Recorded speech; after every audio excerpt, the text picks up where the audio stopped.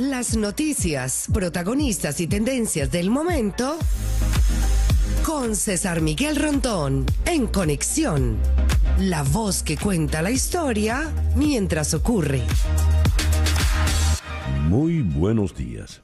Son las 9 en punto de la mañana de este lunes 25 de marzo del año 2024. Y en este momento, a las 9 en punto de la mañana de este nuevo día, usted está sintonizando en Conexión por Éxitos 107.1 FM, la emisora del sur de Miami, Territorio Éxitos. Usted también nos puede escuchar en su teléfono celular si descarga la aplicación Actualidad Media Group. Y esa aplicación usted la puede descargar de manera gratuita. Y si usted entra en www.éxitos107.com, además de escucharnos, nos puede ver. Es así como recibo el saludo de Jesús Grajirena en Caricuao, Caracas. Hugo Boscán en Játiva, Valencia, ya en España, esperando alguna noticia sobre las maniobras de la dictadura de Maduro y los Rodríguez. Escribe. Guillermo Usecha en Puerto Ordaz: el régimen no puede permitir un candidato de oposición. Sabe que perdería. Carmen Rodríguez en Atlanta: la nueva estrategia para inscribir a un sustituto de María Corina nos queda solo el día de hoy. Henry Moreno en Atlanta: con la fe en Dios que logremos superar las trabas de la revolución chavista. Carlos Cuevas en Westchester, Pensilvania. Aura Gómez en Arequipa, Perú. Saeda Bon en Orlando. Alfredo y Marianela en Dulcinella, en Toronto. María Isabel Vargas Rodríguez en Palmersville, Tennessee, ofreciéndonos muchas tazas de café. José de Villa en Maracaibo. Bonel Ospina en Ecuador. Guillermo Lozada en Johns Creek, Georgia. Katiuska García en Montreal. Parménides Alfredo Álvarez García. Se llama Parménides, pero con Z. ¿Sí? Se nos dice que, caramba, nos saluda desde La Rinconada, allá en Caracas. Muchísimas gracias. También en Caracas, nuestra querida Gladys Melet espera que la vida nos premie con aquello que más deseamos. Muchas gracias por tan buenos deseos. María Morales nos saluda, pero no nos dice dónde está. Doña María Lisa Cifontes disfrutó mucho la música del boletín. Muchas gracias. Ella siempre tan atenta de la carta. Jesús Aguilar en Arequipa, también en Arequipa, Perú. Magali Ramírez en Caracas. María Alejandra Alfonso en Gainesville. Edgar Bravo en Madrid. Chere Ramos Graterol en Caracas. Jesús López en Minneapolis con una mañana llena de nieve. Ricardo Urdaneta en Maracaibo, ese sí no tiene nieve. Andrés Rodríguez: que sea una semana llena de paz y recogimiento. Bueno, es Semana Santa. Juanita Cachacote en Guanta, estado Anzoátegui, en el oriente venezolano. Gracias a todos por reportar la sintonía de En Conexión. En Conexión es una producción de Flor Alicia Anzola para Éxitos 107.1 FM en Miami. Buenos días, Flor Alicia. Buenos días, César Miguel. Aquí estamos, listos para comenzar el programa. Gracias. Laura Rodríguez está en la producción general. Buenos días, Laura. Muy buenos días a todos. En Madrid, encargada de la producción informativa, está Mariel Sofía Rodríguez. Buenos días, Mariel Sofía. Hola, muy buenos días y feliz inicio de semana para todos. Jesús Carreño en la edición y montaje. Carlos Prato en los controles. Buenos días, Carlos. Muy buenos días, feliz lunes. Y ante el micrófono, quien tiene el gusto de hablarles, César Miguel Rondón. Hoy, 25 de marzo, es el día de San Dimas. Felicitaciones a los Dimas. San Quirino, Santa Lucía Filippini y Santa Matrona de Tesalónica. Y el 25 de marzo celebramos también la solemnidad de la Anunciación del Señor. La Anunciación del Señor se refiere al momento en el que el ángel Gabriel, el arcángel San Gabriel, visitó a la Santísima Virgen María para decirle que ella sería la madre del Salvador. En el calendario astrológico de Enrico Mariani tenemos que en el día de hoy tuvimos la luna llena a las 3 de la madrugada, de manera tal de que hoy es el día del plenilunio. Y en el calendario astrológico hacen advertencias sobre este día. Dice, se despierta el lado más instintivo del ser humano. El cuerpo está predispuesto a retener líquidos. Es recomendable tener moderación con las comidas y las emociones porque se encuentran a flor de piel y sus efectos se manifestarán sobre el organismo. Es un buen día para meditar. Ahora, el detalle es que 13 minutos después del plenilunio tuvimos un eclipse lunar. Así que la luna, aunque está llena, ya empieza su proceso de mengua y esa luna está en este momento en Libra, que es la luna del equilibrio, es la luna de la paz, la luna de la armonía, la luna de las reconciliaciones y conciliaciones. Luna llena en Libra, Sol en Aries, este lunes 25 de marzo del año 2024. Es el Día Internacional de Solidaridad con el Personal Detenido y Desaparecido. Este es un año para tributar a los funcionarios de Naciones Unidas que cumpliendo su trabajo para esta organización han sido secuestrados y asesinados. Eso ocurrió, se hace en la memoria de Alex Colette, quien fuera secuestrado y asesinado en 1985, trabajador de Naciones Unidas. Día Internacional también de recuerdo de las víctimas de la esclavitud y la trata transatlántica de esclavos, también impartido, determinado por Naciones Unidas. Es el Día Mundial del Niño por Nacer. Con ello se promueve la no mortalidad infantil. Asimismo, pretende visibilizar a la opinión pública que el aborto constituye la principal causa de muerte de los niños por nacer en todo el mundo. Y se escogió esta fecha porque coincide con la anunciación de María. Es el Día Internacional para leer a Tolkien. Bueno, los que gustan de las historias de Tolkien lo leen todos los días del año. Es el Día Mundial del Gofre o del Waffle. Hay de todo. El día en Estados Unidos, el Día de la Medalla de Honor, Medal Honor Day, fue creada para honrar el heroísmo y el sacrificio de los destinatarios de la Medalla de Honor en los Estados Unidos. El programa que tendremos para el día de hoy lo vamos a iniciar en Caracas con la profesora universitaria, la profesora de Estudios Políticos María Verónica Torres. Con ella vamos a analizar el escenario que está planteado en este momento, cuando ya se han logrado inscribir varias candidaturas, pero no la que quiere la oposición, la de la profesora Corina Lloris, que es la presentada por María Corina Machado y toda la plataforma unitaria. ¿Qué podemos esperar que ocurra en las próximas horas, habida cuenta sobre todo de que hoy es el día final para inscribir candidatos? Luego de Caracas iremos a Toledo, en España, para conversar con Jorge Gómez, especialista en seguridad y defensa. ¿Qué hay tras el atentado en Moscú, donde ISIS cobró la vida de 137 personas y el señalamiento de Vladimir Putin de que también estaba metido allí Ucrania, cosa que han negado Ucrania y todos los aliados de Ucrania? Luego de Toledo iremos a South Bend, en Indiana, donde está Faisal Yamil, abogado especialista en derechos humanos. El pasado 9 de febrero, Rocío San Miguel fue detenida. 45 días después sigue sin poder designar a sus abogados de confianza.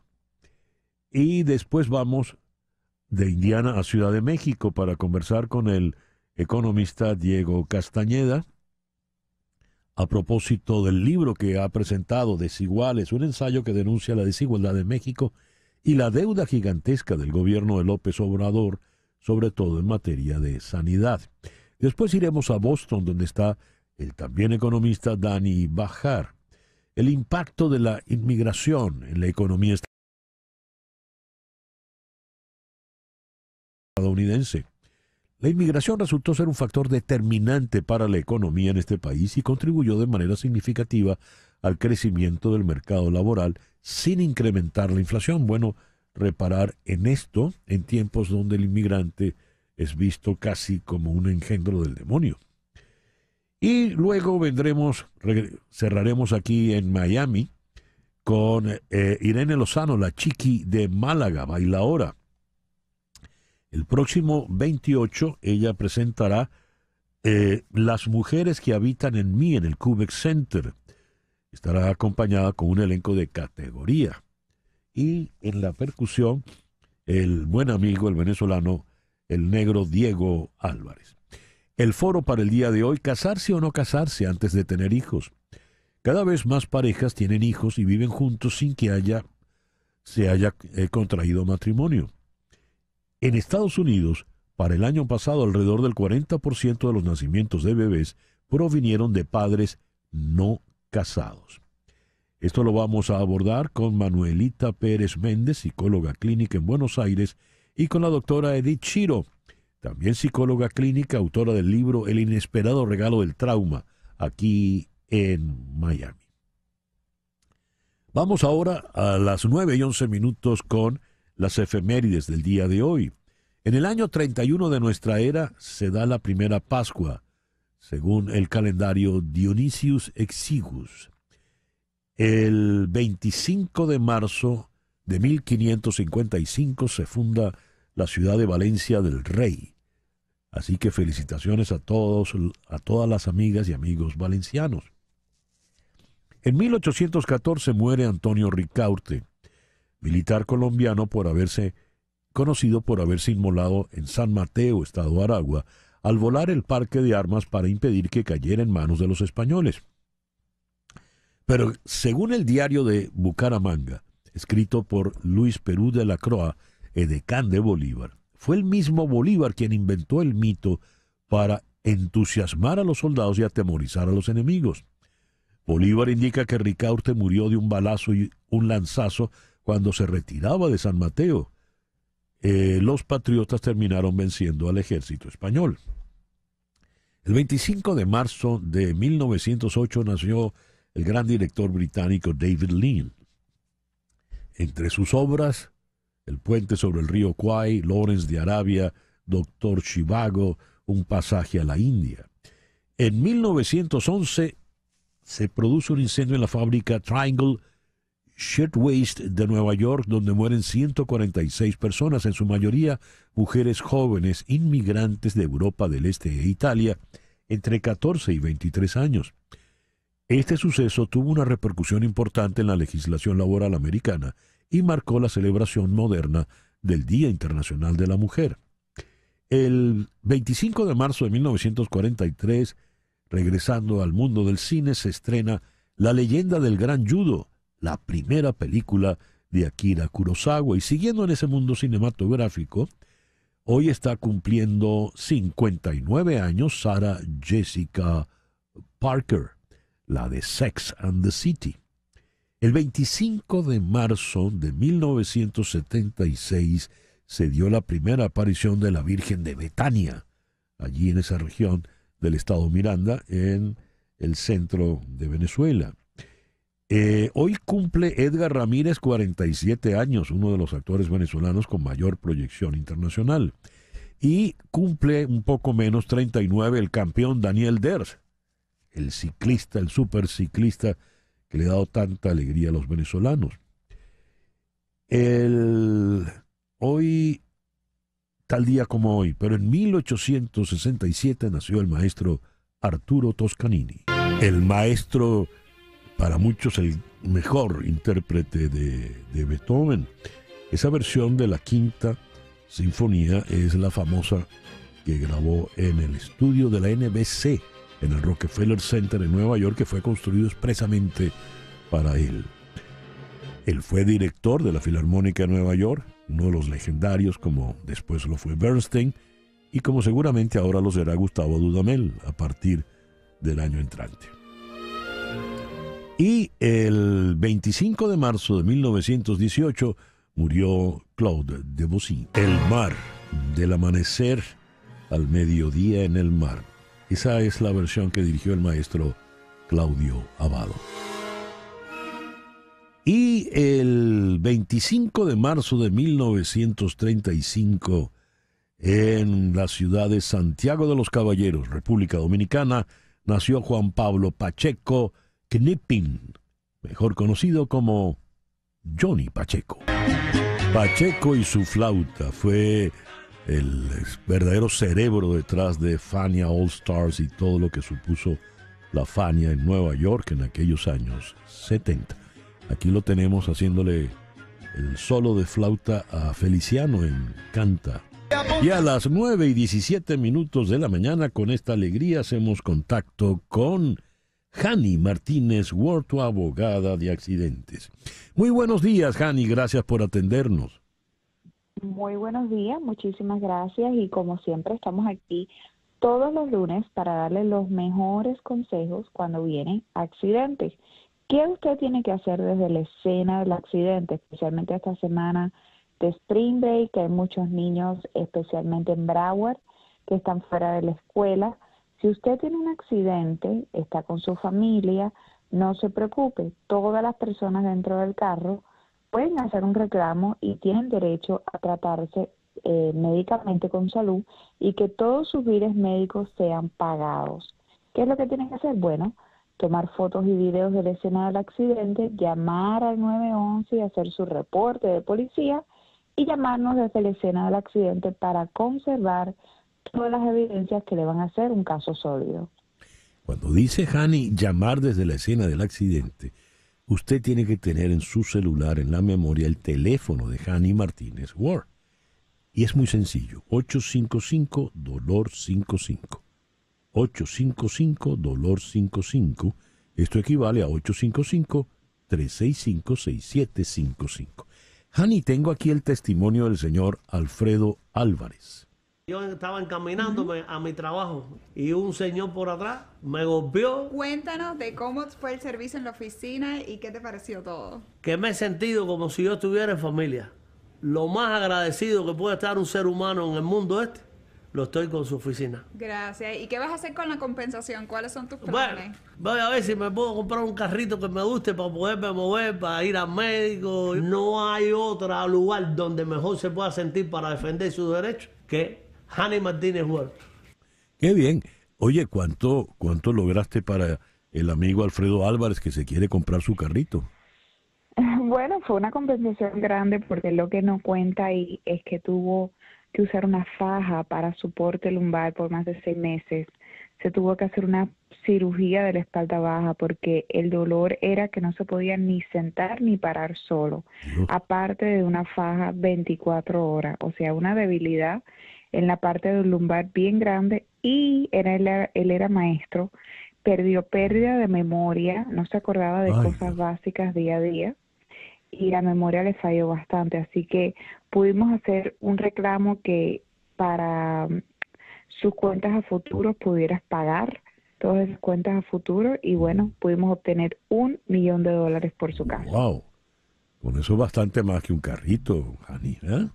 Para el amigo sí, Álvarez. Lo que pasa que la verdad que sí, pero ese día que él vino a recoger su cheque, que le hicimos el testimonio, estaba en shock, no lo podía creer, me decía que nunca esperaba eso, porque él lo que quería era mejorarse, recuperarse. Sí. Imagínate un hombre no poder caminar, no poder sentarse, no poder pararse solo, vivir con dolor a base de pastillas, así que él estaba recientemente saliendo de su operación, de sentirse bien, y todo ese tiempo de más de 9 meses fue enfocado en su salud. Así que cuando le dijimos, aquí está $1 millón, no lo podía creer, estaba en shock y lo único que decía era, me voy a comprar un carro. Jani, dijo algo muy, muy importante. Él se sintió en familia contigo, con tu gente allí en tu oficina y a lo largo de todo el proceso. Si usted quiere sentirse en confianza, en familia, llame a Hani Martínez Ward, tu abogada de accidentes. 855-DOLOR-55. 855-DOLOR-55, que equivale a 855-365-6755. Hani, muchísimas gracias por atendernos en esta mañana y traernos tan buenas noticias como esta, ¿eh? Muchas gracias. Hani Martínez Ward, tu abogada de accidentes. 855-DOLOR-55. El editorial con César Miguel Rondón. Ya se ha inscrito prácticamente todo el mundo. Raimundo y todo el mundo, como decía aquel refrán. Por ejemplo, hasta Claudio Fermín, con unas declaraciones de esas ampulosas que solía dar. Luis Eduardo Martínez, el que era otrora militante de Acción Democrática, al quien le conocen familiarmente como el Burro. Juan Alvarado, José Brito, el que era candidato, que era militante de Primero Justicia. Javier Bertucci, el pastor chavista, pastor evangélico, pero simpatizante del chavismo. Daniel Ceballos, quien fue alcalde en San Cristóbal, que fue militante de Voluntad Popular. Leocenis García, el conde del Guácharo vestido de flus. Antonio Ecarri. En fin, todos menos la candidata de la oposición. La única mujer, la señora Corina Lloris, no se ha podido inscribir. Han interpuesto cualquier cantidad de excusas, inventos de todo tipo, y no se ha podido. Al día de hoy, solo son 3 los partidos que no se han postulado. Un Nuevo Tiempo, la Mesa de la Unidad Democrática y la Fuerza Vecinal. Veremos qué ocurre hoy, porque el día de hoy es crucial. Hasta hoy se pueden inscribir candidatos. Y la oposición, tal como he hecho el recuento enumerando a los inscritos, todavía no ha podido inscribir a nadie. Veremos. Son las 9:24 y hasta la medianoche, como en el cuento aquel, hay tiempo. 9:24 de la mañana, una pequeña pausa y ya regresamos con las noticias más importantes del día de hoy. Continuamos en breve con César Miguel Rondón en Conexión por Éxitos 107.1 FM. Y a las 9:27 vamos con las noticias más importantes de este lunes 25 de marzo. Rusia vivió ayer un día de duelo nacional por los muertos en el atentado cometido el pasado viernes por el grupo yihadista Estado Islámico, a las afueras de Moscú, mientras continúa el recuento de las víctimas mortales y la búsqueda de los organizadores de la matanza. Flores, velas y juguetes llenaron ayer las inmediaciones de la sala de conciertos Crocus City Hall, donde el ataque terrorista del viernes dejó al menos 137 muertos y 180 heridos. Las fuerzas de seguridad han detenido hasta el momento a 11 personas vinculadas con el atentado, 4 de los cuales participaron personalmente en la matanza, según las autoridades. El Estado Islámico, que se responsabilizó del ataque, ha reivindicado o ha sido responsable de al menos 15 ataques en Rusia entre 2015 y 2019, antes de este ataque. Por su parte, Vladimir Putin vinculó a Kiev con el ataque, sin pruebas, acusación que tanto Ucrania como sus aliados, incluido Estados Unidos, han rechazado. La policía colombiana capturó en el departamento de Santander a Fabián Guevara, alias Ferley González, jefe de las disidencias de las FARC, llamada Segunda Marquetalia, implicado en asesinatos y desplazamientos. Según las autoridades, también es acusado de haber robado más de $10 millones producto del narcotráfico al Estado Mayor Central, EMC, la principal disidencia de las FARC, que comanda Iván Mordisco, y al que antes perteneció Ferley González, antes de vincularse a la segunda Marquetalia de Iván Márquez. La captura, según informó la policía en un comunicado, se produjo en la localidad de Cimitarra, operativo en el que también participaron la Fiscalía y la Armada. El ministro de Defensa de Israel, Yoav Gallant, está en los Estados Unidos en visita oficial por invitación del secretario de Defensa Lloyd Austin, según informó el Pentágono en un comunicado. El ministro Gallant se reunirá con su homólogo estadounidense, el secretario Austin, con el secretario de Estado Blinken y con el asesor de Seguridad Nacional Jake Sullivan, entre otros altos funcionarios. Israel considera que es imprescindible para su objetivo de derrotar a Hamás, pero Estados Unidos insiste en que es una línea roja, ya que en esa ciudad, la ciudad de Rafah, en el extremo meridional del enclave fronterizo con Egipto, están 1.400.000 refugiados. Ayer, la vicepresidenta Kamala Harris dijo que Israel estaría cometiendo un grave error si sigue adelante con un gran ataque contra la ciudad de Rafah, en Gaza. El presidente francés Emmanuel Macron, por su parte, señaló que le dijo al primer ministro israelí, Benjamin Netanyahu, que cualquier traslado forzoso de personas desde Rafah constituiría un crimen de guerra. La policía de Ecuador anunció que Brigitte García, alcaldesa de la ciudad costera de San Vicente en la provincia de Manabí, fue asesinada en un momento en que rige un estado de excepción decretado por el gobierno para frenar la espiral de violencia que se registró a principios de año. Brigitte García, de 27 años, era considerada la alcaldesa más joven del país y era militante del movimiento Revolución Ciudadana que lidera el expresidente Rafael Correa. El presidente Biden y el expresidente Trump, que ya cuentan con los delegados necesarios para ser considerados candidatos de sus respectivos partidos, se proclamaron ganadores en las primarias demócratas y republicanas, respectivamente, que se celebraron el sábado en Luisiana. En cuanto al caucus demócrata en Missouri, que tiene 64 delegados en juego, los resultados se darán a conocer en el día de hoy. Siguiendo con Donald Trump, dos momentos judiciales le esperan en el día de hoy. La audiencia en su proceso penal en Manhattan, en la que se le acusa de encubrir un escándalo sexual para allanar el camino hacia la presidencia, se produce mientras se apresura a defenderse de una crisis financiera derivada de una sentencia de $454 millones en el caso de fraude. La fiscal general del estado de Nueva York, Leticia James, que presentó esa demanda civil por fraude contra el expresidente y su empresa familiar, podría comenzar a cobrar esta semana. Los abogados de Trump, en documentos judiciales, dijeron que obtener el bono sería una imposibilidad práctica, porque necesitaría prometer unos $550 millones en efectivo e inversiones líquidas como garantía para la compañía de bonos. Por lo pronto, se conoce que Trump se dispone a recaudar $3.000 millones de un acuerdo reciente para hacer pública su plataforma Truth Social, dándole al expresidente un colchón financiero.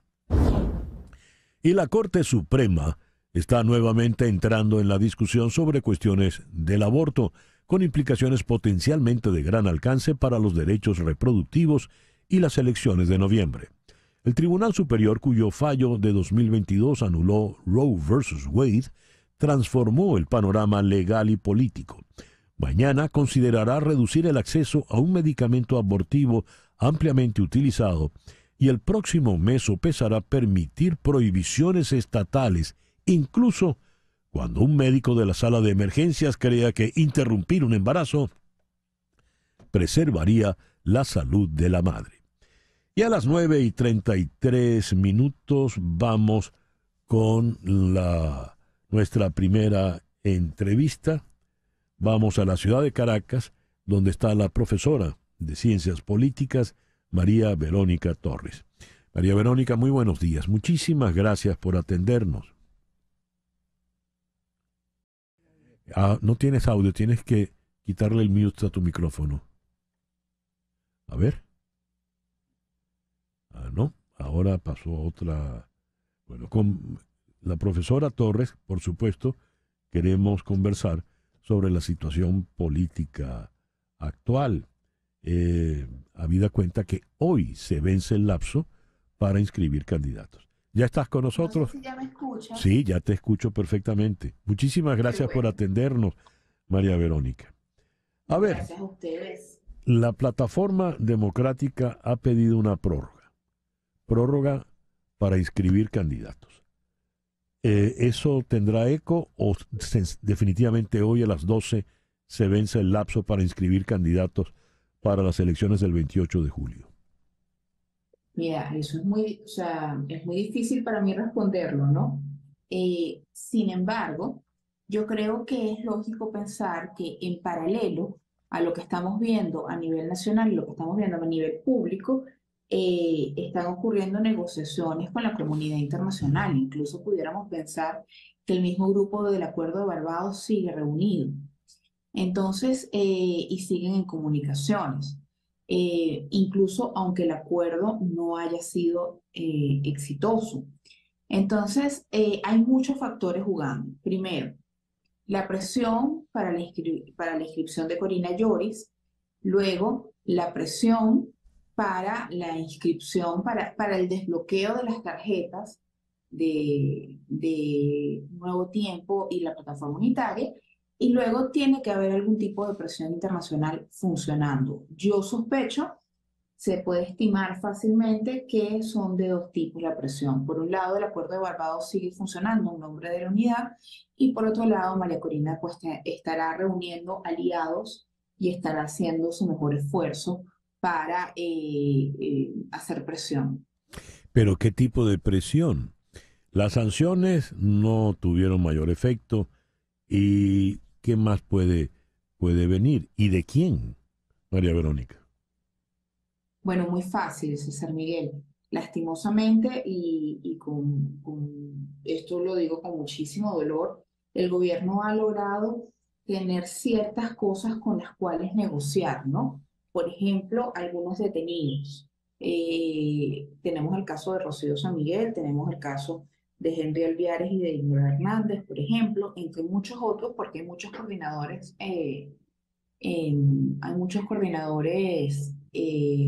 regionales de 20 y de otros partidos, incluso de la causa R, que han sido detenidos, ¿no? Ahí hay una posibilidad de negociar, pero otra posible, y a cambio de un posible compromiso de María Corina de no pedir más sanciones en el caso de que gane Donald Trump, ¿no? Eso pudiera ser una clave de negociación. Pero en este momento de lo que se trata es de inscribir un candidato opositor. El gobierno libera, digamos, a Rocío San Miguel. ¿A cambio de qué? Del compromiso de no pedir más sanciones. El gobierno no puede permitirse aún más sanciones, ¿no? Y pareciera que María Corina pues lo quiere. Ahora, hay que tener en cuenta una cosa, estamos en un momento político muy complicado. Que se inscriba Corina Yoris no significa que vaya a haber elecciones. O sea, eso no significa en absoluto, no está relacionada una cosa con la otra. Que se inscriba Corina Yoris no significa que el gobierno patee la mesa en cualquier momento y decida no acudir a ningún tipo de negociación. Pero pregunto, María Verónica, ¿está planteado todavía la inscripción de Corina Yoris o se está barajando algún otro nombre? No, está planteado la inscripción de Corina Yoris, sobre todo porque la oposición pidió una extensión. Sí se ha barajado otro nombre y es el de Teresa Albáñez, que también, al igual que Corina, es una mujer de probada trayectoria, recta en lo académico, en lo político, en lo personal y en lo administrativo. También esa candidatura ha sonado. Ahora, ¿qué es lo que María Corina no va a permitir y lo que esperamos que no permita? que el nombre sea los políticos tradicionales, es decir, que no sea Manuel Rosales, que es hacia donde el gobierno apunta, que no sea Enrique Capriles, bueno, que también está inhabilitado, pero sabemos que Enrique es capaz de negociar con el gobierno cuando quiera, que no sea ninguno de ellos. ¿Por qué esperamos eso en María Corina y de alguna manera se lo exigimos? No por un juego de antipolítica, no por un juego de elegir a alguien que esté fuera de la política, sino por elegir a alguien que tenga validez y consistencia moral. Y ninguno de estos personajes lo tiene. Entonces, caeríamos otra vez, si María Corina diera ese paso, que espero que no lo haga y creo que no lo va a hacer, caeríamos otra vez en el eterno dilema de cómo va a ser la transición, si la transición va a ser negociada en conjunto, en alianza con el gobierno, o si la transición va a ser un asunto meramente de la oposición. Además de Teresa Albani, por supuesto, está muy presente el tema de Tomás y Juan Pablo Guanipa, ambos de Primero Justicia, pero es lo que te digo, nosotros preferimos a alguien de la sociedad civil y no por un juego de antipolítica, sino por un tema de que... María Verónica, cuando dices nosotros, el plural es con relación a... Lo digo en plural con relación a el pueblo venezolano. Cuando tú recorres las comunidades, la gente está muy clara en el tema de la falta de validez y de legitimidad política de los partidos tradicionales y confía plenamente en María Corina Machado. Bueno, veremos entonces qué ocurre en el día de hoy. María Verónica, muchas gracias por atendernos en esta mañana. No, gracias a ustedes. María Verónica Torres es profesora de Ciencias Políticas. Habló desde Caracas. 9:41 de la mañana, una pequeña pausa y ya regresamos con la información que se maneja sobre el atentado en Moscú. Este es En Conexión por Éxito 107.1 FM en Miami. En un momento regresamos con César Miguel Rondón en Conexión por Éxitos 107.1 FM. César Miguel Rondón está en Conexión por Éxitos 107.1 FM. Son las 9:47. Canelo Fadul Immigration es una firma de abogadas de inmigración que ofrece servicios de inmigración laboral, familiar y humanitaria. Su equipo de trabajo busca soluciones y la mejor alternativa para que puedas establecerte en Estados Unidos.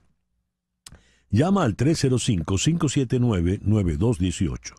305-579-9218. Di que llamas de mi parte y la primera consulta será gratis. También puedes escribir a inmigraya@canerofadul.com. Canero Fadul Immigration al Yamil, coordinador legal del Centro de Justicia y Paz e investigador asociado del Kellogg Institute for International Studies en la Universidad de Notre Dame. Faisal, muy buenos días. Gracias por atendernos. Buenos días, César Miguel. Gracias a ustedes por el espacio. Rocío San Miguel ya tiene 45 días en prisión. Ni el tribunal ni la fiscalía le han permitido designar oficialmente abogados, lo que impide que en los próximos 5 días, cuando se vence el lapso para presentar pruebas, ella pueda rebatir los cargos y presentar su inocencia. ¿En qué condiciones está Rocío? Bueno, lamentablemente Rocío San Miguel, desde que fue detenida, se encuentra en una situación de completa incomunicación. Apenas ha podido hablar con su hija en muy contadas ocasiones y se le ha imposibilitado completamente poder contactar a su equipo legal y entonces designar formalmente abogados de su confianza para el ejercicio de la defensa. Y pues lo que vemos es la materialización de las violaciones más graves al debido proceso y a las garantías judiciales, que pueden tener consecuencias muy reales, como que para el jueves, que es cuando se vence el lapso para atacar la imputación del fiscal por los delitos que se le imputan, pues Rocío no va a tener una defensa que le juegue a su favor, ni haya preparado una estrategia legal que le permita entonces frenar el avance del proceso. ¿Hay algún argumento esgrimido, así sea de manera burda, por parte del fiscal o del tribunal para no permitir lo que está establecido en el debido proceso? No, hasta ahora no han dicho por qué se mantiene incomunicada. No se le ha permitido de ninguna manera poder establecer entonces comunicación con abogados de su confianza, con el equipo que ella quisiera designar, y lo que se le hizo fue imponerle una defensa pública y se designó entonces una defensora pública que no ha hecho nada durante este lapso de tiempo para entonces poder adelantar alguna diligencia que puedan de alguna manera entonces impugnar esta imputación. Y hasta estos momentos no ha habido ningún pronunciamiento oficial de por qué se le está haciendo esta violación evidente de sus derechos.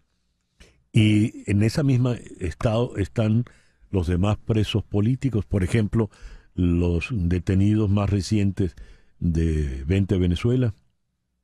Sí, de ellos incluso se desconoce el paradero, entonces están en una situación similar a los primeros días de Rocío San Miguel, en el que luego de haber sido arbitrariamente detenida, se le desapareció por un lapso mayor al que establece la ley y los estándares internacionales, y al día de hoy pues se desconoce dónde ellos se encuentran, y lo que vemos es que seguramente se va a repetir el mismo patrón de en algún momento de forma informal a través de un tuit en la red social X o con algún pronunciamiento oral del fiscal. Se va a decir qué delito se le imputa, dónde se encuentran, pero sin de pronto comunicar a qué tribunal fueron presentados, en dónde específicamente pudieron haber estado durante todos estos días, y ya se le permitió comunicarse con abogados de su confianza.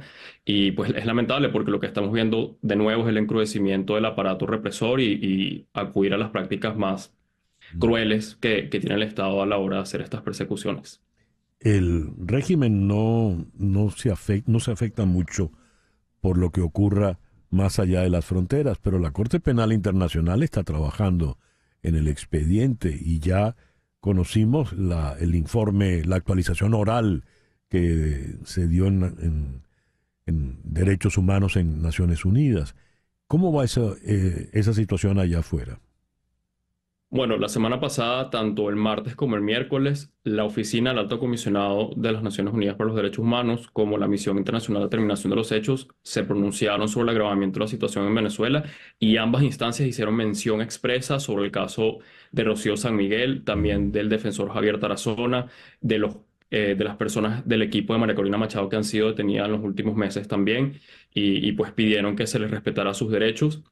Y esto va de la mano con las investigaciones que sigue adelantando la Fiscalía, pues una desaparición forzada, una detención arbitraria, violaciones graves al debido proceso de las garantías judiciales, cuando se enmarcan en un contexto donde esto es un patrón general y sistemático, califican como crímenes de lesa humanidad.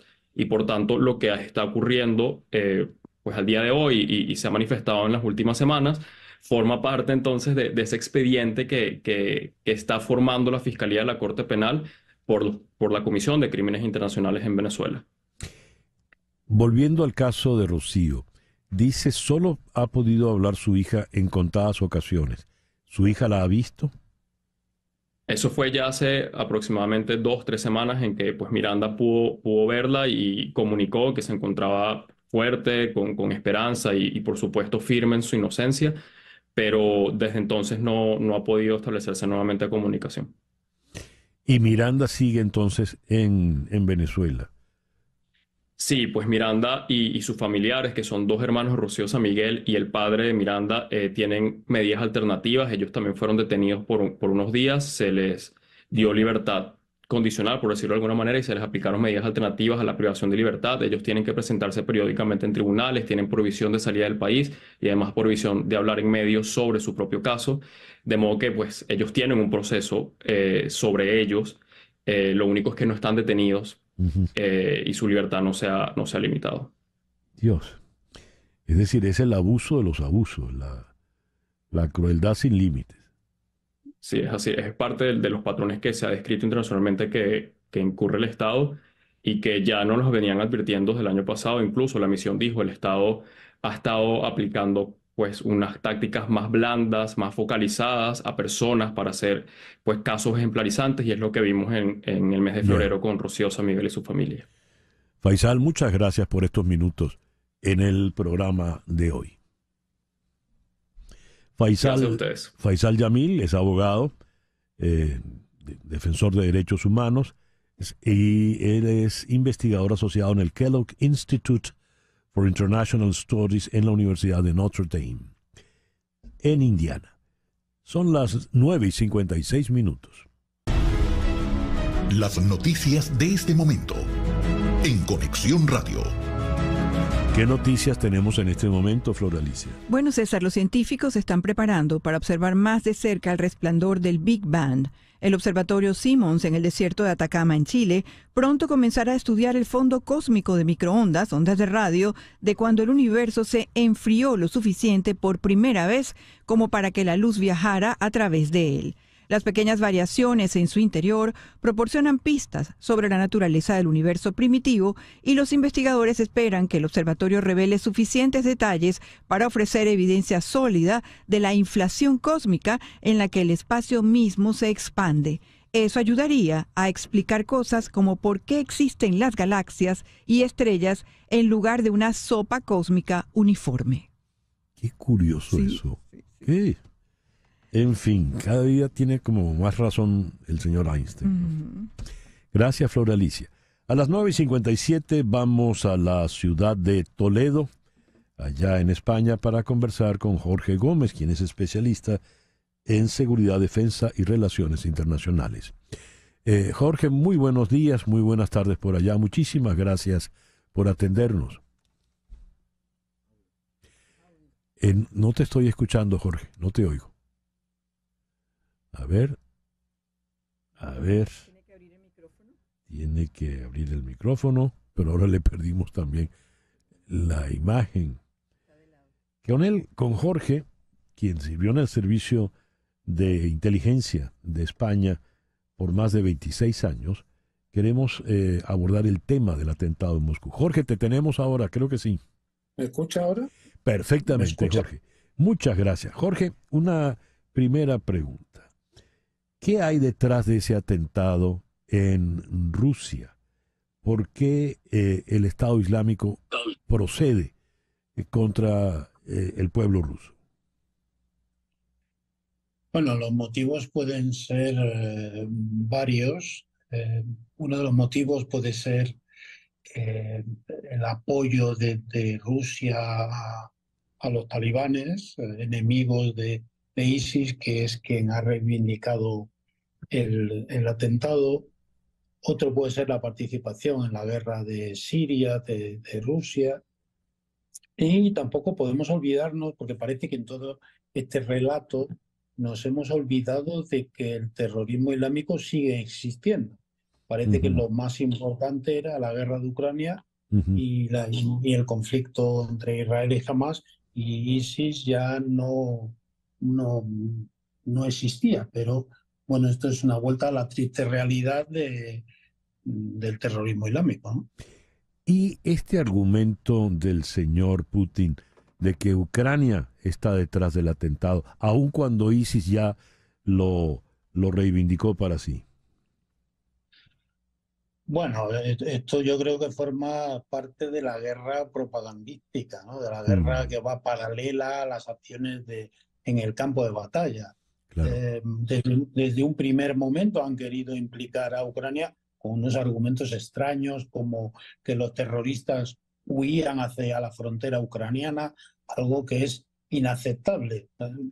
Tendrían que huir hacia cualquier frontera, menos hacia esa, que es la más vigilada, ¿no? Yo creo que hay una intención clara de culpar a Ucrania para cubrir así otros objetivos, como serían pues intensificar la guerra o escalar la guerra de otro motivo. Tenemos que entender que, por ejemplo, fíjese qué circunstancia extraña. Cada vez que el ISIS o cualquier grupo terrorista reivindica un atentado, lo aceptamos de inmediato, menos en esta ocasión, que podría ser uno de los objetivos. Es decir, no debemos de descartar un ataque de falsa bandera, tanto ucraniano como ruso. Al final, el débil bueno, pues se defiende como puede, ¿no? ¿Qué han dicho, qué se ha logrado de las investigaciones de las autoridades rusas hasta este momento? Bueno, lo que nos trae a la imagen las investigaciones rusas son el ejercicio de lo que algo yo manifiesto constantemente, que es la brutalidad, ¿no? Hemos visto a 4 detenidos brutalmente interrogados, presentados ante la justicia en un estado lamentable que representa lo que es la Rusia de Putin, ¿no? Esto es la Rusia que no respeta ningún derecho, ni en la guerra ni fuera de ello. Cualquier terrorista de estos en cualquier país sería juzgado y condenado con la máxima de las penas, pero no brutalmente agredido. ¿Qué fiabilidad tiene la declaración de estas personas? Pero además, yo como experto en inteligencia, 30 años trabajando en un servicio de inteligencia, les digo que si esto es la operación de un servicio de inteligencia, una operación de falsa bandera, lamentablemente ninguno de esos 4 sabrá quién le ha contratado. Ya. ¿Puede explicar, Jorge, la falsa bandera, el concepto de falsa bandera, por favor? Sí, el concepto de falsa bandera es realizar una operación en otro nombre que no es el tuyo. Es decir, en este caso, por ejemplo, podría ser que le echemos la culpa al terrorismo islámico, pero lo haya realizado un servicio de inteligencia de un país del que sea, Rusia. Es decir, es utilizar algo para enmascarar realmente quién ha ejecutado esa acción. Y normalmente cuando se ejecutan estas operaciones se dejan elementos fáciles para la comprensión de toda la ciudadanía. Hemos visto 4 señores que iban hacia la frontera ucraniana. Pues ya está, son los ucranianos. Ya. Jorge, muchas gracias por estos minutos en el programa de hoy. Muchas gracias a ustedes y encantado de estar siempre con Latinoamérica, que es una de mis pasiones. Muchísimas gracias. Jorge Gómez es especialista en seguridad. Él estuvo en el Servicio de Inteligencia de España durante casi 30 años. Nos habló desde Toledo. 10:03 de la mañana. Una pequeña pausa. Al regreso, nuestro foro de hoy. ¿Por qué ahora la gente no se casa? ¿Qué es lo que pasa? Ese es nuestro foro. Y esto es En Conexión por Éxito 107.1 FM en Miami. Una pausa y regresamos con César Miguel Rondón. En Conexión. Casarse o no casarse antes de tener hijos. Incluso cada vez son más las parejas que teniendo hijos siguen viviendo juntos sin casarse. En Estados Unidos, en el 2023, alrededor del 40% de los nacimientos provinieron de parejas no casadas. En Europa, en Islandia, fue el 62%, 49% en Noruega, 31% en Irlanda. La tendencia continúa en el mundo entero, de acuerdo a la publicación de Yale Global Online. En el 2016, la mayoría de los nacimientos de parejas no casadas se dio en 45 países, incluyendo a México y Brasil, por parte de América Latina. ¿Y esto por qué? En Buenos Aires está la psicóloga clínica Manuelita Pérez Méndez. Manuelita, buenos días. Gracias por estar con nosotros. Buenos días, gracias por la invitación. Y aquí en Miami, nuestra muy estimada la doctora Edith Shiro, psicóloga clínica y la autora de ese bestseller, El inesperado regalo del trauma. Edith, buenos días, gracias por acompañarnos. Buenos días, César, un feliz de estar aquí con ustedes. Edith, ¿por qué la gente no se está casando si estas estadísticas son ciertas? Sí, mira, aquí en Estados Unidos, como bien dijiste, el 43 o 46% de las personas tienen hijos antes de casarse, y desde 1978 creo que estaba leyendo que eso ha disminuido, eso de casarse antes de tener hijos. Una de las cosas que sabemos, César, es que antes, hace 50 años, hace 100 años, hace 500 años, la idea de casarse era un arreglo económico, un arreglo social, un entendimiento entre dos familias para crear beneficios de agricultura, de economía, de sociales. O sea, hay mucho más allá de algo romántico o quererse o amarse o estar juntos. Hoy en día ese no es el tipo de arreglos que estamos viviendo y no es necesario un papelito que diga que nos queremos y nos amamos para poder vivir juntos o estar juntos o querer tener hijos. Entonces, la concepción de lo que es la estructura del matrimonio desde el punto de vista legal ha cambiado, ¿verdad? Ya el acuerdo que hay entre las dos personas para casarse no es un acuerdo económico, no es un acuerdo social. Desde el punto de vista de amor, yo te elijo a ti, tú me eliges a mí porque nos queremos y queremos vivir juntos, todo vale, en el sentido que si queremos tener hijos, tenemos hijos, si no queremos, no. Si queremos casarnos en el City Hall y con un papelito que diga que nos casamos, está bien, y si queremos hacer una boda grandísima también. O sea, no determina el éxito de un matrimonio, no determina la unión familiar, no determina ni siquiera la decisión de tener hijos, ni cuántos hijos, ni cómo tenerlos, ni en parejas heterosexuales, ni en parejas binarias, homosexuales, etcétera. Hablaba Edith Shiro. La misma pregunta se la hago a Manuelita Pérez Méndez, psicóloga clínica allá en Buenos Aires. ¿Por qué la gente no se está casando, Manuelita? Bueno, hay varios factores en relación a esto. Sin duda, la presión sobre el matrimonio y los prejuicios han cambiado. También hay factores legales, hay factores jurídicos que protegen a los hijos, ¿okay? Que son producto de parejas que no están casadas, y eso también ha bajado un poco la presión de casarse para poder brindarle a los hijos ciertas garantías, como por ejemplo herencias, beneficios, etcétera. Hay mayor tendencia a pensar en el bienestar propio también, en una concepción más individualista de los proyectos personales. Entonces sí, está costando más mantener o elegir ese compromiso de hacer la vida con otro, y también hay más temor, hay mayor miedo a perder la autonomía, a perder la independencia al momento de establecer una relación de pareja, un compromiso con un otro. Entonces, estos factores también están influyendo al momento de elegir casarse o no, para tener o para no tener hijos. Interesante. A ver, Edith, estamos hablando de hijos, no son hijos fuera del matrimonio porque esa pareja vive junta, ¿verdad? Sí, exactamente. Es decir, estamos hablando el orden de cómo se toman las decisiones. Muy bien.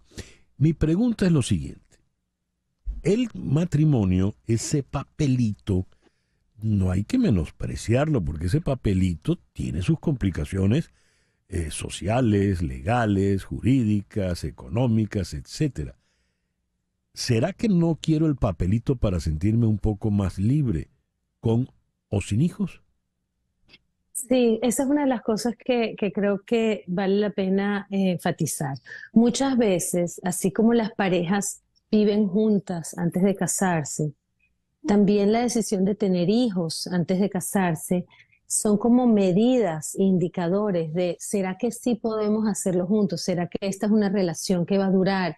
Déjame probar lo que significa estar en pareja con esta persona, tener ese compromiso para entonces después tener hacer como una decisión más legal, más duradera, más permanente, porque tiene tantas consecuencias, como bien dice César. Entonces, hoy en día yo creo que esa flexibilidad y el lujo de tomar esas decisiones en orden diferente es posible. Ahora bien, creo también que estamos viviendo en un mundo, tú sabes, César, que yo siempre hablo así, muy globalizado, donde, bueno, si no me funcionó esta pareja, bueno, next, o sea, paso a la izquierda y llego a la próxima pareja. Entonces, ese concepto también de compromiso, de permanecer con una sola persona a lo largo de la vida, de tener el papelito que te diga, bueno, de aquí vamos a unir nuestras cuentas bancarias, nuestras decisiones legales, nuestras decisiones económicas, tiene, claro, unos amarres que tal vez hoy en día, sobre todo en generaciones más jóvenes, no es tan sexy ni tan atractivo, ¿no? Esa palabra pesa un quintal, la palabra compromiso. ¿Cuánto pesa la noción de compromiso en la pareja contemporánea, Manuelita? Muchísimo. Y de hecho, por eso, incluso hoy en día hablamos de la gamofobia o el temor excesivo a establecer un compromiso, a casarse, como un fenómeno social cada vez más generacional, pero que viene relacionado incluso a cómo las personas vivieron las relaciones de sus padres, relaciones de divorcio, relaciones conflictivas, traumáticas, que les lleva a tener mucho temor a comprometerse con un otro, bueno, porque lo ven justamente como la posibilidad de perder su autonomía, de perder su libertad. Entonces creo que sí, el compromiso, ese sí quiero, que puede ser religioso o puede ser legal, tiene un peso en las parejas y por eso de hecho es interesante que muchas parejas que convivieron juntas durante muchos años, al momento de casarse experimentan un cambio importante en la relación. Algunos para bien, por supuesto que va a depender de la solidez de esa relación, la relación se fortalece, y otros, ¿ok?, terminan generando una separación o un divorcio entre los 2 años y 5 años después de casarse. También hablan las estadísticas sobre cómo el sí quiero realmente tiene un peso importante en el desarrollo y en la evolución de la pareja. Por lo que estoy viendo, los hijos es lo de menos en el compromiso conyugal como tal, ¿verdad? No es que me caso una vez que hayamos concebido, no necesariamente. Siendo así, Manuelita utilizó el término traumático, ese calificativo pues sobre el cual tú eres una experta, Edith. Tu libro es El inesperado regalo del trauma. Cito ella, por ejemplo, el trauma del hijo de divorciados que vienen de una pareja que no era precisamente bien avenida, a lo mejor hubo violencia, humillaciones entre la pareja. ¿Qué tanto pesa eso en la pareja contemporánea, y cuando digo contemporánea estoy pensando, no sé, en millennials, en treintañeros, cuarentones? ¿Qué tanto pesa? Totalmente. Fíjate que pesa muchísimo. ¿Y por qué? Porque tenemos el lujo de tener, en estas generaciones, de tener varias alternativas. Tal vez en las generaciones más, tal vez de la guerra, en las generaciones de los 60, el lujo de elegir más de una pareja o de decidir que quieres estar con alguien o no porque estás traumatizado por tus padres, no era tanto una opción. Hoy en día sí tenemos muchísimas más alternativas y muchos de estos chicos, por ejemplo, que vienen a mi consulta, realmente vienen con una conciencia muy clara de no querer repetir lo que vivieron con sus padres, no solamente desde el punto de vista de pareja, sino desde el punto de vista de paternidad. O sea, vienen diciendo queremos ser padres diferentes, queremos ser mejores padres, queremos ser mejor pareja, queremos trabajar en nuestra relación. La exigencia también, quiero decirlo, la exigencia de lo que es ser pareja y de lo que es ser padre hoy en día es mucho más alta de lo que era tal vez hace 50, hace 100 años. Antes, bueno, si eras una pareja que estabas ahí, no estabas ahí, está bien. Hoy en día, como dice mi querida amiga Esther Perel, dice, bueno, tienes que ser el mejor amante, el mejor amigo, el más aventurero, el más estable, el que está ahí para mí, es el que me representa socialmente. Además, tienes que ser muy divertido, pero además misterioso. Tienes que ser permanente y estable, pero al mismo tiempo, tú sabes, darme aventura y venir. Entonces, y eso solamente de pareja. Imagínate los niveles de exigencia que estamos poniendo en las relaciones de pareja. Y bueno, y por ahí va la cosa también con lo que es ser padres y madres. O sea, me vienen padres y madres tan angustiados y ansiosos de que estaré haciendo un buen trabajo, estaré traumatizando a mis hijos, que tanto los... Entonces, ese nivel de compromiso, de tomar decisiones, tiene altos riesgos, pues. A esa mujer que define Esther no la va a satisfacer ni Indiana Jones, por lo visto, porque está pidiéndolo todo. A ver, Manuelita, conversamos hablando por los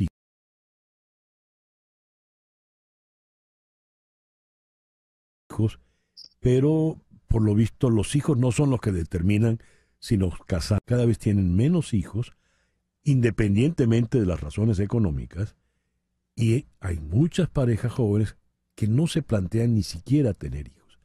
¿Eso es así? Y si es así, ¿por qué, Manuelita? Sí, está aumentando cada vez más la noción de estar en pareja sin tener hijos, ¿ok?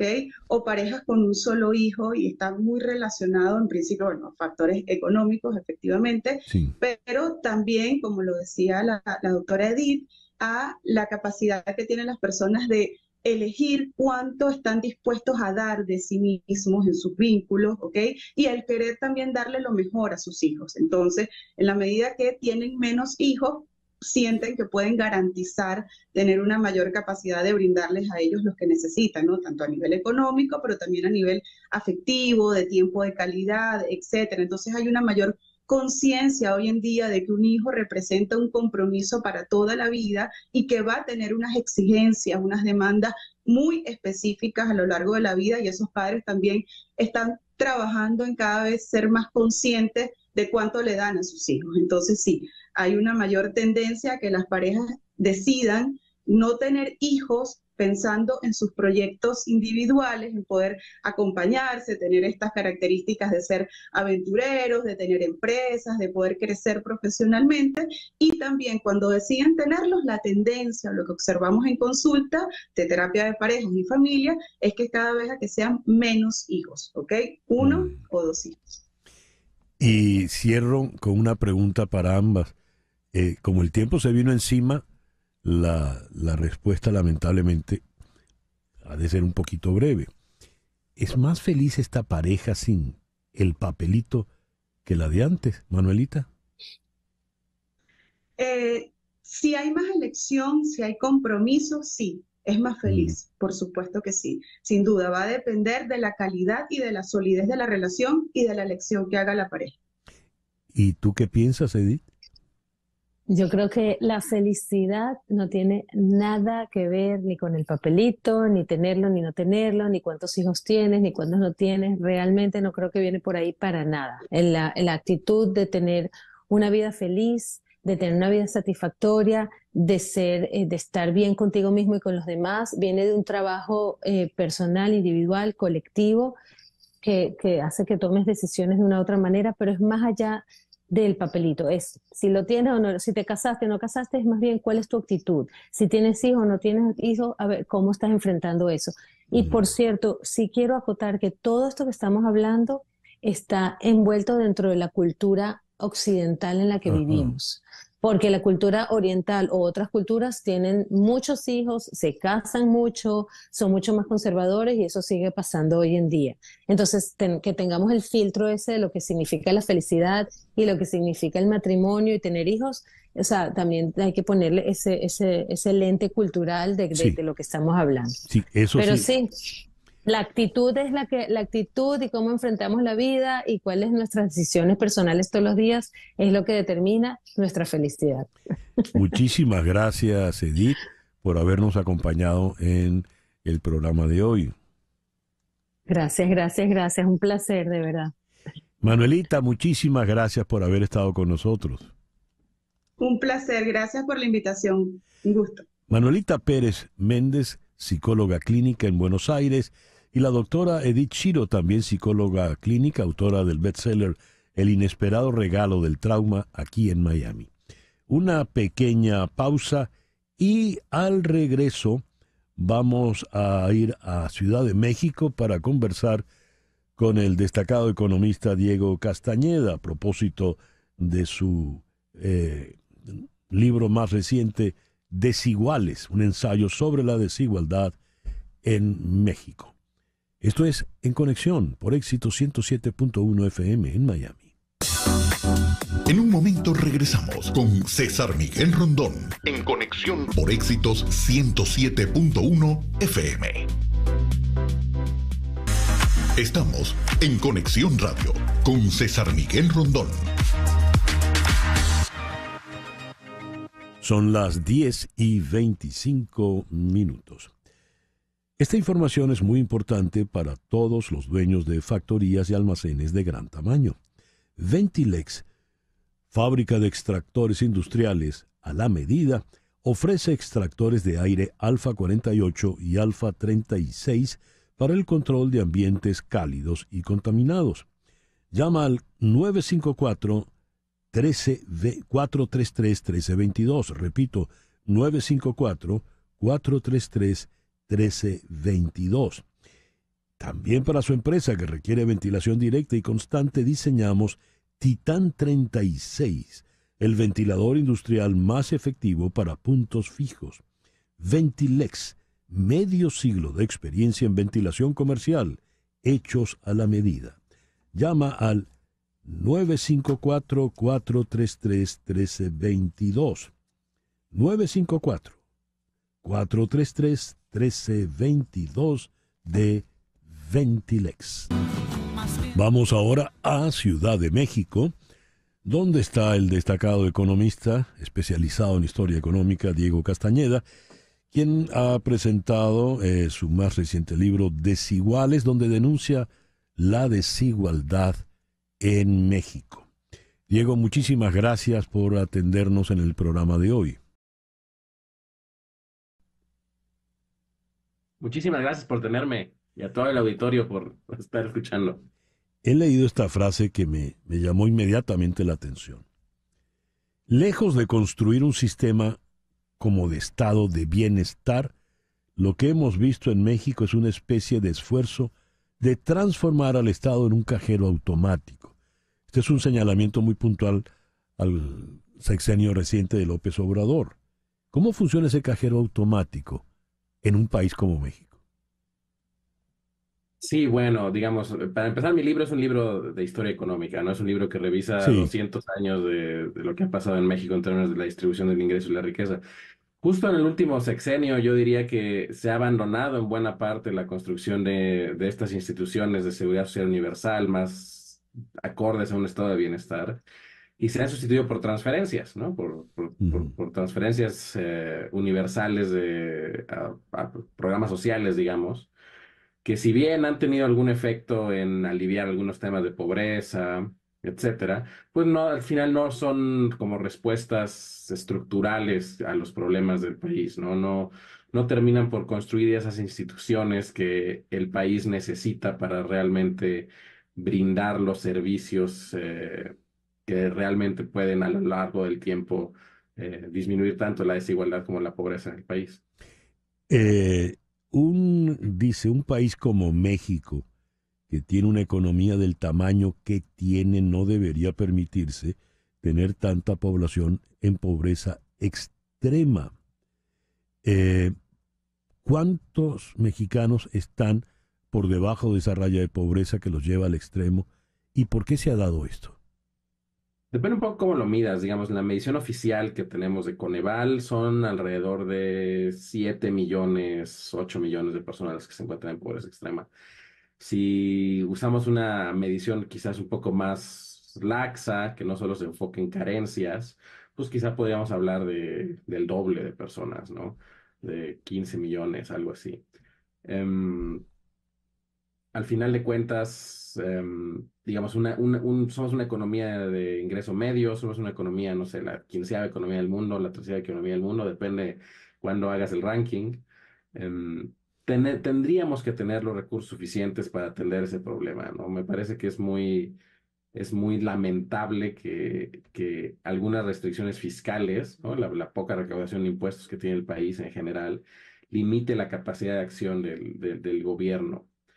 Y en general eso está muy relacionado con el otro aspecto, ¿no? Con, digamos, la salud, la educación, etcétera. En México en particular nosotros tenemos una medición multidimensional de la pobreza, es decir, no solo nos enfocamos en el ingreso, sino en los satisfactores que tienen los hogares. Eso es, si tiene servicios de salud y la calidad de los mismos, tiene educación, la calidad de los mismos, si tiene otro tipo de servicios, ¿no? Agua, electricidad, etcétera, ¿no? Servicios públicos. Una buena parte de esa pobreza se debe a la falta de esos servicios o la calidad de los mismos. En decir la economía 13 o la economía 15 en el mundo, es decir, una economía evidentemente privilegiada. Está establecido de cualquier manera entre las 20 economías más importantes del mundo y visto regionalmente es una de las economías más grandes y poderosas de toda la América Latina. En un contexto como ese, ¿por qué la desigualdad?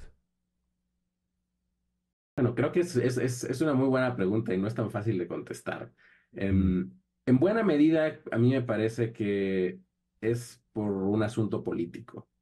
Yo diría que en México, en general en América Latina, pero muy particular en México, la desigualdad no se puede separar de los asuntos políticos. ¿Por qué? Porque nosotros como sociedad, en el momento en que optamos por tener cierto tipo de impuestos, o sea, o privilegiar cierto tipo de gasto, o no exigir a nuestros gobiernos cierto tipo de digamos, de política pública, estamos aceptando de facto esos niveles de desigualdad, ¿no? Nos hemos vuelto muy tolerantes a ella. También me parece que por otro lado hay un tema digamos, de abandono históricamente de esta construcción de instituciones, ¿no?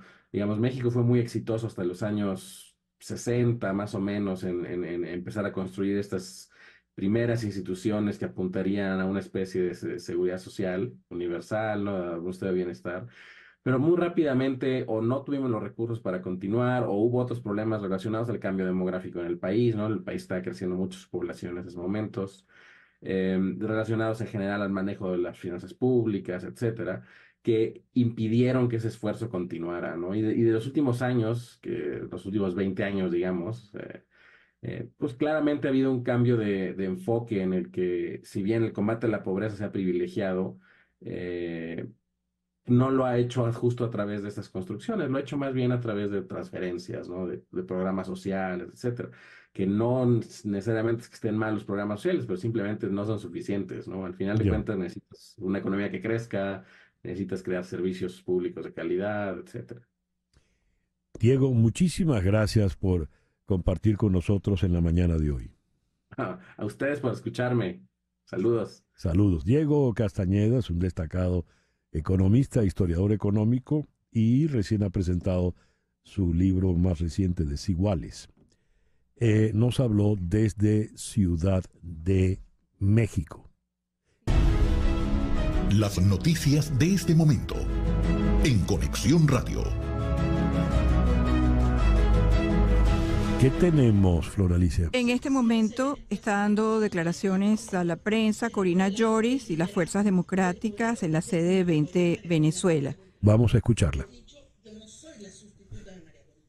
Yo estoy representando a María Corina en una elección, pero nosotros seguiremos luchando por su habilitación. Pero yo estoy representando la unidad del partido político.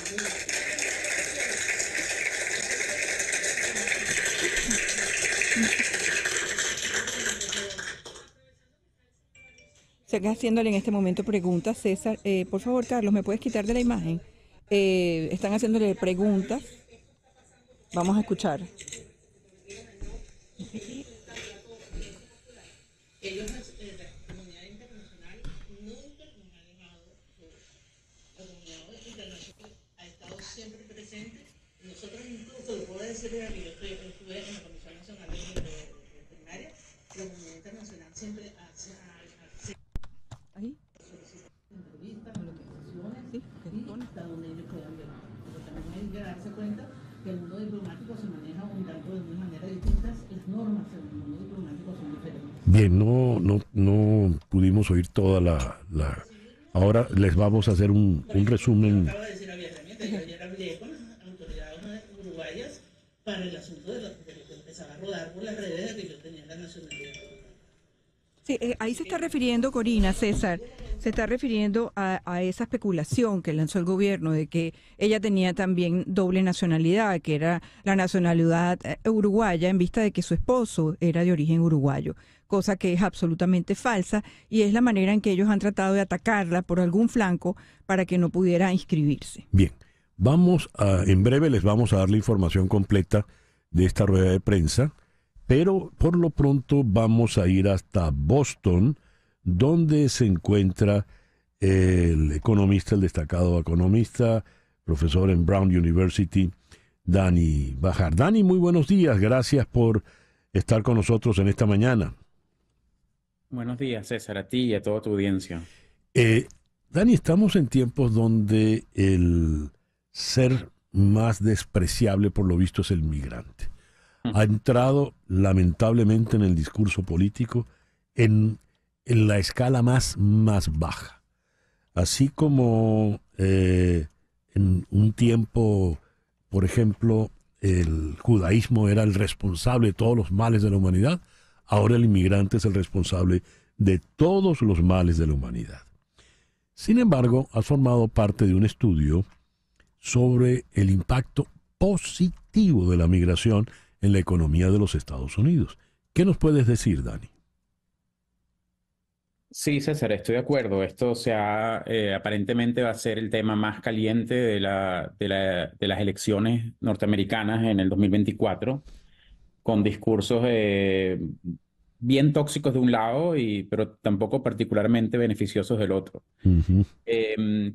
Bueno, digamos, hay mucho que decir sobre el tema de los beneficios de la migración. Yo quisiera, si te propongo, en el tiempo que tú me permites, hablar de dos temas. Primero, podemos hablar de los beneficios y creo que sería bueno también, si te parece, tocar el tema de lo que está pasando hoy en día en la frontera, ¿no? Por favor, sí. Cómo esto llegó a ser un tema tan caliente, y la razón es que en el año 2023 entraron por la frontera sur de Estados Unidos más de 2 millones de personas. Más de 2 millones de personas cruzaron de manera indocumentada, que es un récord que no se había visto en los años anteriores. Por cierto, muchos de ellos venezolanos. No sabemos a ciencia cierta si vienen directo de Venezuela o si tal vez pasaron un tiempo en otro país en Latinoamérica y decidieron, en muchos casos, caminar, ¿no? por el Darién, etcétera, y llegar. Y bueno, digamos, siempre como es en la política, que es la política es una profesión de muy corto plazo, esto es lo que llamamos un shock, ¿no? Un golpe duro al status quo, y esto genera titulares, ¿no? Uh-huh. ¿Por qué es que vienen tantos inmigrantes y cómo hacemos para que no vengan, ¿no? Uh-huh. Porque la retórica es que le están quitando el trabajo a la gente, que están bajando los sueldos, que están trayendo mucho crimen, etcétera. Y todos esos son puntos que podemos tocar si en realidad en muchos casos esas claves o frases no están validadas con evidencia y datos. Pero hay una realidad, y con esto termino la primera reflexión, que creo que no está en el discurso, que es que mucho de en el mejor de los casos esperaríamos que los candidatos hablen de políticas públicas para lidiar con esto. No siempre es el caso. Pero cuando lo hacen, muchas de las políticas se trata de cómo hacemos para parar el flujo, cómo hacemos para que se mejore la situación donde sea que estén para que no vengan, cómo hacemos para poner un muro para que les sea más difícil entrar. Cuando la realidad es que hay un factor muy importante que no está en esa discusión, que es las condiciones del mercado americano que los hacen venir. Es decir, hoy en día el mercado laboral americano está tan caliente que hay aproximadamente 1.5 trabajos por cada persona desempleada. Es decir, si todas las personas desempleadas en Estados Unidos van y consiguen un trabajo, cosa que ya de por sí no es realista, porque siempre hay un poco de desempleo en el mercado, todavía quedarían muchos trabajos por llenar. Entonces la gente reacciona a eso. La gente sabe que al venir aquí va a ser relativamente fácil conseguir trabajo, y por eso toman esa apuesta de hacer todo lo que hacen para llegar hasta acá. Entonces, si se enfocan en todas las políticas de cómo hacerlos para que no vengan, están ignorando una gran realidad del mercado, que es el mercado laboral necesita a estos inmigrantes para poder satisfacer sus necesidades. ¿En qué medida esa migración se ha traducido en beneficios puntuales? Recuerdo una película muy sarcástica, ¿verdad? Irónica, llamada Un día sin un mexicano, que se ocupaba de la situación en el estado de California. Y ese día, sin la participación de los mexicanos, era un día de caos en el estado de California. Más allá del anecdotario al que pudo aludir esa película, la migración ha representado dinero. Estuve viendo unas cifras de la migración venezolana en el Perú a raíz de esta diáspora, que ha resultado realmente importante y positiva para la economía peruana, cosa que el peruano del común no lo sabe y no le interesa saber gracias al discurso xenófobo. Pero en Estados Unidos, ¿qué ha ocurrido, Dani? Bueno, fíjate, lo más reciente, yo creo que se puede decir con bastante certeza que la inmigración, de esta inmigración que estamos hablando, que llegó en los últimos años, ha sido muy importante para controlar el tema de la inflación. ¿Por qué? Porque gran parte de la inflación, tú y yo hemos hablado mucho de este tema, de la inflación, gran parte de la inflación viene porque hay necesidades importantes en los mercados de trabajo. Si no hay camioneros, si no hay suficientes camioneros, es muy difícil que la lavadora o la televisión, etcétera, se traslade del puerto a la tienda. Y si hay menos televisiones en la tienda, las televisiones son más caras, porque, digamos, no hay tanta oferta para satisfacer la demanda. Esto se refleja en cualquier sector de la economía. Restaurantes, ¿no? Siempre vimos que en los restaurantes no habían suficientes trabajadores. En hoteles no habían suficientes trabajadores. Entonces, yo creo que es un punto, es difícil de comprobar cuantitativamente, pero muy intuitivamente, este gran flujo de migrantes ha podido llenar muchos trabajos, sobre todo porque son gente que están listos para entrar al mercado laboral, son gente más jóvenes, en promedio, que el mercado laboral, con muchas ganas de trabajar. Muchas de estas personas vienen con algún tipo de certificación, quizás, o sea, algunos obviamente con título universitario, pero también con títulos técnicos.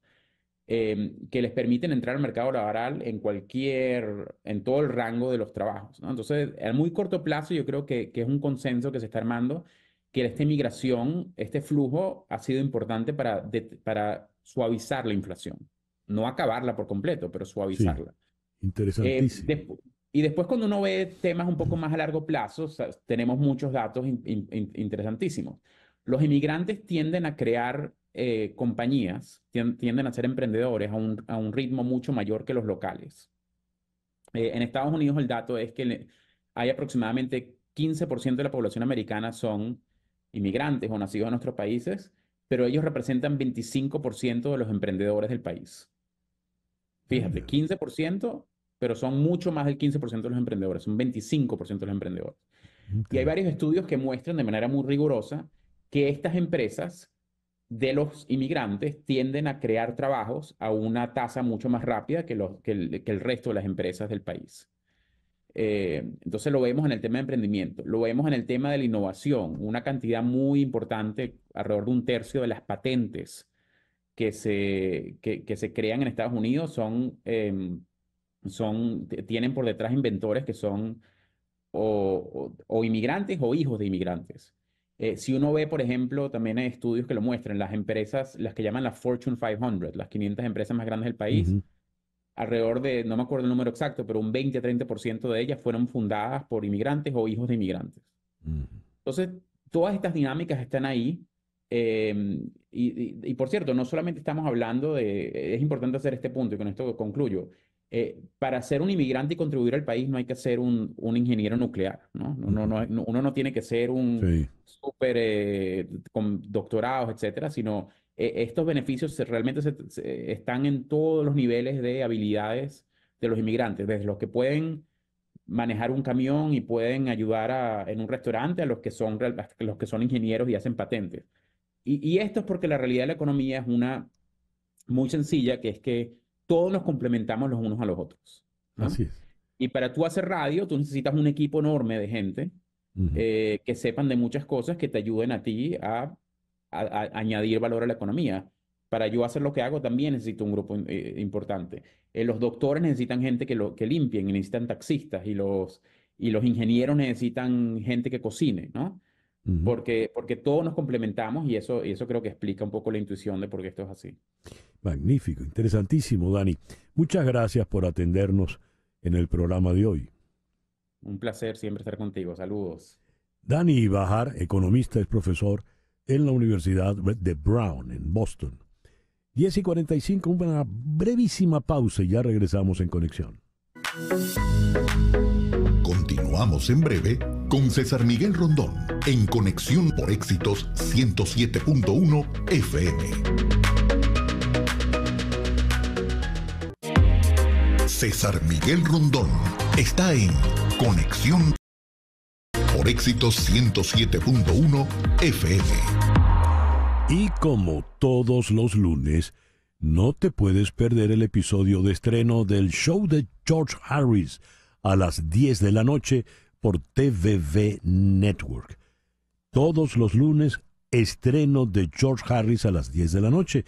Y durante el resto de la semana, hasta el viernes, puedes disfrutar de todos los episodios de George Harris en TVV Network. Estábamos llevándoles a ustedes fragmentos de lo que estaba diciendo Corina Lloris hace unos instantes en la sede de Vente Venezuela, allá en Caracas. Tengo aquí algunas de sus frases más resaltantes. No es el nombre de Corina Lloris que está siendo negado, es el nombre de cualquier ciudadano que en este momento se quiera postular. Hemos agotado todos los medios a nuestro alcance para que la candidatura se pueda resolver. Mis derechos como ciudadana venezolana, dice Corina Lloris, están siendo conculcados al no permitirme ingresar al sistema y hacer efectiva mi candidatura.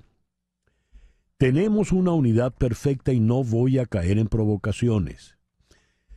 Ella no quiso hablar de otros nombres porque dicen que el derecho que le están negando a ella de inscribirse se lo negarían a cualquiera. Preguntan los periodistas, ¿qué van a hacer? ¿Se quedan en el escenario de 2018? Corina dijo, no, seguimos en unidad. ¿Qué significa eso si hoy se vence el plazo? Y la respuesta de ella fue, hay preguntas que hay que hacerle a Nicolás Maduro, no a Corina Lloris. Dice, la comunidad internacional nunca nos ha dejado solos. Esta es una unidad perfecta no vista nunca antes en Venezuela. ¿Qué actualidad tenemos a esta hora, 10:51? ¿Hay prórroga para la inscripción de candidatos? Si no es Corina Lloris, ¿quién será entonces? ¿Qué se está respirando en este momento? Alejandro Hernández, el editor de La Gran Aldea, quien le entrevistó recientemente, está con nosotros. Alejandro, buenos días. Gracias por acompañarnos. César, un placer. ¿Cómo estás? Muy bien. ¿Qué novedades tenemos a esta hora? Bueno, creo que has hecho un buen resumen. Lo que pasa es que algunas de las cosas las hiciste en forma de preguntas, pero en efecto, hasta ahora no se sabe si habrá prórroga.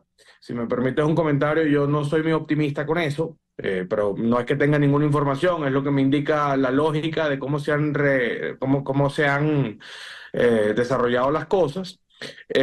Ciertamente la plataforma unitaria tuvo reuniones ayer. La primera no se pudo concretar porque hubo unas ausencias muy importantes de Un Nuevo Tiempo y el Partido Acción Democrática. Hicieron una en las horas siguientes, en la tarde, y bueno, allí se habló de posibles escenarios, de la rueda de prensa que se dio hoy a través de la señora Lloris, de si era una posibilidad ir o no al CNE. Eso se estudió, pero bueno, el CNE está militarizado, está tomado por casa militar y por supuesto lo lógico era no intentar una acción que pudiera terminar en problemas, ¿no? Entonces, bueno, ¿qué sigue? El plazo hasta este momento, el plazo es hasta las 12 de la noche de hoy para inscribirse, si el CNE no aprueba la prórroga, ¿no? Se esperan pronunciamientos de la comunidad internacional, Estados Unidos, Brasil, Colombia. Entiendo que ya Jorge Rodríguez ha dejado claro que no existe a la comunidad internacional y a sus aliados, sobre todo, de que no existe la posibilidad de que dejen inscribir a la doctora Lloris. Y bueno, eso lo que va a terminar forzando es presión en las horas de la tarde para tomar una decisión. Yo no creo, escuchando las palabras con las que resumías la rueda de prensa de la doctora Lloris, yo no creo que esto vaya a terminar con que ninguna de las dos tarjetas va a postular a nadie. No tengo información en este momento, a esta hora, de nombres o de posibilidades, pero como te decía anteriormente, es una conclusión que saco por cómo se han desarrollado las cosas. Yo no pienso que, sobre todo el Partido Nuevo Tiempo, se vaya a quedar sin postular a nadie. El CNE está militarizado, me dice Floralicia, porque se va a inscribir Nicolás Maduro. De manera tal de que el señor sí se va a inscribir sin ningún inconveniente. ¿Por qué Jorge Rodríguez dice que de ninguna manera la señora Lloris? ¿Qué tiene él en contra de la señora Lloris como candidata, se entiende? Bueno, ¿qué tiene él en lo personal? Supongo que nada. Es el tema de que puede ser la señora Lloris, César Miguel o Alejandro, y nadie que se ha puesto por María Corina de una forma tan directa y contundente va a ser, le van a permitir inscribirse. Eso es lo que él le ha dejado saber a sus aliados en la comunidad internacional, que no van a permitir una inscripción de alguien que venga de una forma tan directa de María Corina Machado. Es la verdadera razón. Y bueno, eso te hace pensar de que las posibilidades de que haya unas elecciones medianamente democráticas en Venezuela se están evaporando, ¿no? Ya. ¿Rosales sigue en juego? ¿Por eso dijiste que un Nuevo Tiempo no dejaría de inscribir a alguien? Bueno, yo entiendo que un Nuevo Tiempo, Acción Democrática e incluso una parte de PJ, de Primera Justicia, no están a favor de ninguna manera de dejar de postular a alguien, o sea, de irse a un escenario donde la oposición no tenga una opción. Ellos lo dicen de una forma más bonita, ellos dicen que no se puede dejar al pueblo sin opción. Muy bien. Entonces, bueno, a pesar de que las cosas pueden cambiar, de que digamos que hay mucha presión de opinión pública, porque la verdad es que la señora Corina Lloris en muy poco tiempo bueno, se ganó la aceptación y en cierta forma el cariño de mucha gente por las exposiciones que ha tenido, que a pesar de que han sido pocas, han sido muy, muy interesantes. Refiero la entrevista, por ejemplo, que le hizo Adriana Núñez ayer en La Gran Aldea. Creo que la señora, pues, deja claro cuáles son sus posturas y creo que establece una conexión importante con la población. Esto puede cambiar, todo puede cambiar, las próximas horas son cruciales, hay que ver si el CNE va a dar o no la prórroga, yo no lo creo, y bueno, me parece que terminaremos el día con un escenario de mucha presión sobre si se postula a alguien o si las tarjetas se dejan perder, y ahí es donde yo creo que al menos una de las dos tarjetas no se va a dejar perder. Alejandro, muchas gracias por estos minutos en el programa de hoy. No, un placer, César. Muchas gracias a todos. Alejandro Hernández, el director de La Gran Aldea. 10:57. En Conexión fue una producción de Floralicia Anzola para Éxito 107.1 FM con Laura Rodríguez en la producción general, María Sofía Rodríguez en la producción informativa, Jesús Carreño en la edición y montaje, Carlos Prato en los controles y ante el micrófono. Quien tuvo el gusto de hablarles, César Miguel Rondón.